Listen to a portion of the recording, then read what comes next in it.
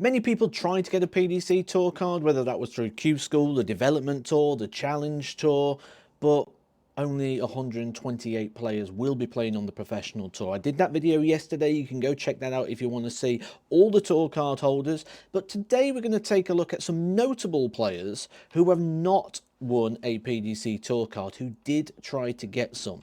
And I'm not going to go into the players who missed out, sort of Q School Phase 1, for example, because there are some notable names in there. I'm going to go for those that was in stage 2, because there's a long list of notable names and stories already just from this one stage. I mean, John Part did make it through to the secondary phase, but it wasn't really sort of on the vibe, really, was it, for the 3-time world champion? Does his punditry work now? I think he probably enjoyed his week of darts, probably very tired now, but minus 11 legs for John Part means he's not going to be getting a tour card. Fallon Sherrick also played in the secondary phase at Q School. It wasn't her best performance in regards to Q School, one of her worst performances, in fact, when it comes to Q School and how close she got. Didn't pick up any wins, losing first round on all 4 occasions. Disappointing Q School for the Queen of the Palace. Jose de Sousa lost his tour card at the back end of last year, played well in the World Championship qualifier, played in the World Championship of Darts as well, did okay at Q School. Some inconsistent performances, though, really did cost him. And Jose de Sousa, despite when you look at his previous years, Premier League finalist, winner of the Grand Slam, will now be looking at what he does without a PDC Tour card. That will be things such as the Challenge Tour.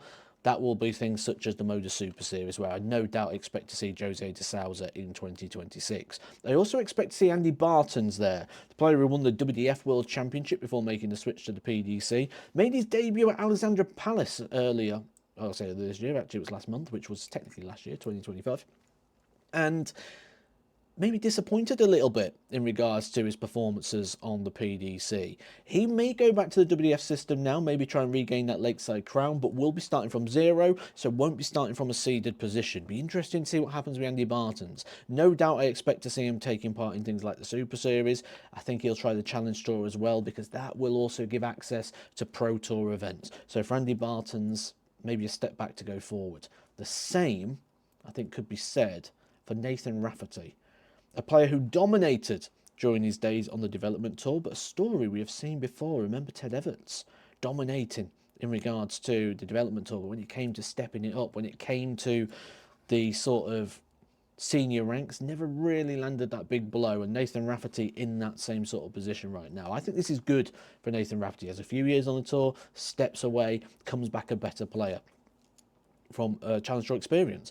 Look at Michael van Gerwen, who found winning form through playing the youth system. Look at Nathan Aspinall, who lost his card, went to the Challenge Tour, found winning form, came back. We see so many inspiring stories that are there to be drawn on. I think Nathan Rafferty could look at some of those for a little bit of inspiration, could find his way back to the tour. Jim Williams lost his tour card, maybe one of those that not so disappointed to lose it in his own right, maybe didn't like the lifestyle of a professional dart player. We've heard all the stories with Jim Williams. Maybe now what we're looking at is where Jim's probably going to be happy. Maybe going on the Challenge Tour, 5 weekends a year, a couple of Pro Tour call-ups. I was surprised to see Jim Williams at Q School, to be honest. He wasn't someone who embraced the life of the tour card. He wasn't someone who went, right, I want to get in the top 32, I want to push on. Yes, he enjoyed his time. Yes, he got some good money out of it, got to the World Championships, got some good moments. But is he someone that wants to be a professional dart player? I'm not sure. But he's not going to be anyway. He's not on the tour. John Henderson, World Cup winner, World Seniors champion. John Henderson won't be getting a card again. It felt like this year was going to be the year for John Henderson. Certainly how he qualified out of stage 1 and got into stage 2. It looked like now is the time we get to see John Henderson, the Highlander, back on the tour. Wasn't so much the case. But the Seniors Tour really does bring a lot of interesting conversation up here, because it also brings us to Steve Baetens, a player who went to Q School. Steve Baetens handed his card back to the PDC. He could have had a card, but said, no, I'm done with professional darts. I want to go and pursue other things. I want to wind down. Now, I spoke to Steve Baetens. It wasn't a wind down. He's been busier than ever.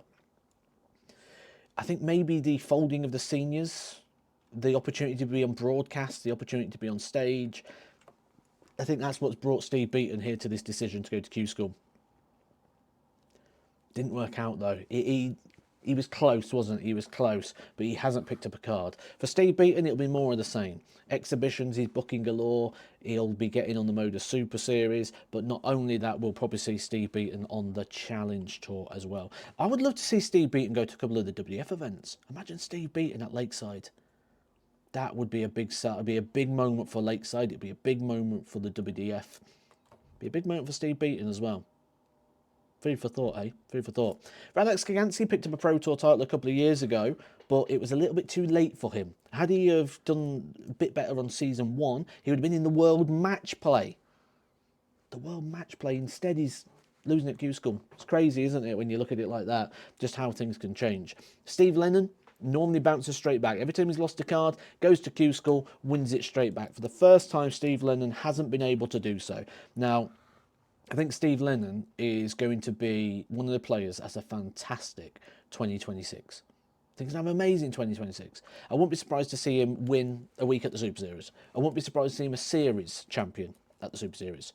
I wouldn't be surprised to see him win Challenge Tour events. I wouldn't be surprised to see him get Pro Tour call-ups. I think Steve Lennon's one to keep an eye on in the, I don't want to say amateur game, but the non-professional 128 tour card holders. Steve Lennon could be your guy this year. Andreas Harrison.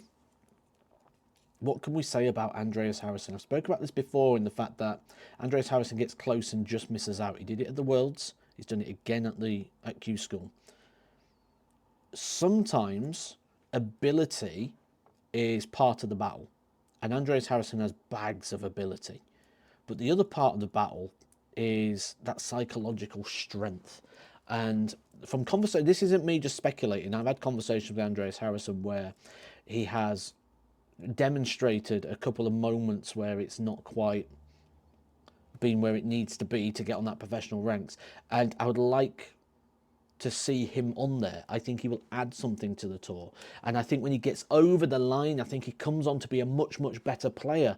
But right now, that hurdle to him is not like he's jumping, it's like he's climbing a ladder to get over the hurdle. I think once he gets over that hurdle, I think we see a great version of Andreas Harrison. However, times are ticking, and it's ticking for Derek Coulson as well, who went to Q School for the first real time, having an opportunity to get through. He missed out, just knocking on the door in regards to getting a tour card, missed out on leg 1. Ironically, he lost one of his games by 6-0. Had he not lost that 6-0, he'd be in. I was certain Derek Coulson would get one. I think the tour would be a better place with Derek Coulson on it. I think people who got cards aren't as good as Derek Coulson. But that's the system. And the system said Derek Coulson wasn't good enough on this occasion. So maybe next year for Coulson. Scott Waits. Two-time BDO World Champion, Grand Slam of Darts winner. Got to the final on the first day. Then next 2 days played terrible, lost first round, not really doing much. Had a battle on the last day. But when you get to the final game on the first day, you think you're going to be there. Maybe took the foot off the gas. Scott Waits missing out on a tour card. That's my list of notable names of people that won't be on the professional tour next year. Who for you is an interesting name, a notable name, who's not going to be playing on the PDC Professional Tour as a tour card holder in 2026? Let me know down in the comment section. Hit your subscribe. I'll see you soon.